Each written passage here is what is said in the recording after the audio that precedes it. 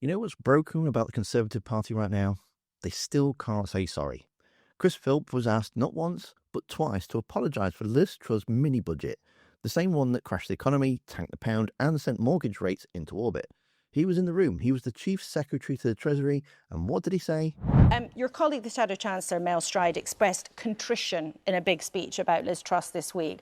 He couldn't quite say sorry. You were Chief Secretary at the time. Will you say sorry for what happened? Well, I think Mel openly and honestly acknowledged that mistakes were made So will you say sorry? in that time. Mistakes were made.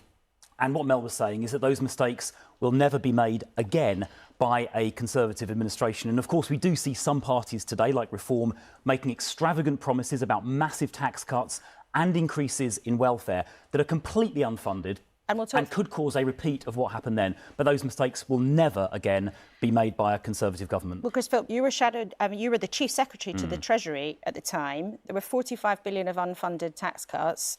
Mortgage rates went soaring. There had to be emergency intervention. I'll ask you again, do you want to just say sorry for that? Maybe so you can move on. Well, look, I think huge mistakes were made, as I've said already. But will you say sorry? Isn't this precisely the thing that drives people bananas about politicians? You make a speech in London, your colleague makes a speech in London expressing contrition, which is a fancy way for saying we got it wrong and we're sorry. Will you say sorry to people for the Liz Truss implosion? Well, look, Mel was pressed on this, Mel Stride, and he said mistakes were made, right? And they're not going to happen again, right? So it's very, very clear indeed. And it's relevant because we see another party, Reform, saying, you know, what Liz Truss said times 5 or times 3 on a whole bigger scale. So we've learnt from that episode, and those mistakes will never be made again. But as a human being, if you make a mistake, you say, yeah, we messed up. Don't you just say sorry? Look, we've been really clear. I mean, I don't know how many more times to say it. It was a mistake. They got it wrong, and those mistakes will never be made again. OK. Mistakes were made. We've learned lessons.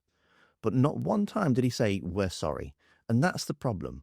Just because this isn't just one moment of chaos, it's all about a party that still can't face up to the damage it caused. They think if they just keep talking about Reform's wild tax pledges or Labour's spending plans, we'll all forget what they did. But people haven't forgotten, because we lived it. Well, if that's a reference to the mini budget, that obviously, at the time, had a bad impact. It wasn't properly constructed. And Mel Stride was saying that that is not something that a Conservative government would ever do again. Well, the reason I'm asking is that I think you were in the room when they agreed that mini-budget, didn't they? You were actually in the Treasury. Well, if you read Tim Shipman's book about this and Anthony Seldon's book, you will see that at the time I was arguing for spending restraint, or indeed spending... I don't need to read the book, you were there. Or indeed, well, I'm telling you, this is what happened. The book is accurate. The book tells you that I was arguing for spending restraint. Oh, so you opposed the mini-budget? I opposed the way that it was constructed. I was arguing for spending restraint. Those warnings were sadly not listened to. Obviously, I was bound by collective responsibility, as you know. But if you read those two books... You could have been unbound by resigning. If you read those two books, you'll see what I was saying behind closed doors. I don't need to read the books. I'm talking to the author of the event. Why didn't you resign? Well, it's a good question. I took the view that making the case internally to control spending was the better thing to do, and I stayed and I tried to make that case internally behind closed doors, but it wasn't successful. So why can't they say sorry? Because the minute they do, the illusion cracks.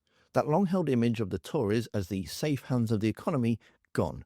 If they admit the mini-budget was a disaster, they're admitting the whole system failed. The leadership, the ideology, the judgment.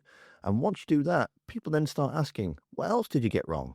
Brexit, austerity, COVID contracts, Rwanda? They're terrified of what honesty might unlock.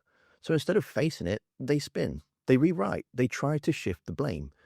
Philp even claimed that he was secretly warning against it behind closed doors. Fine, but then why didn't you resign?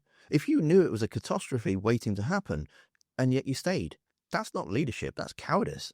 Yet if they truly want to start again, if they actually want to wipe the slate clean, to rebuild, to be taken seriously again, they're going to have to say sorry.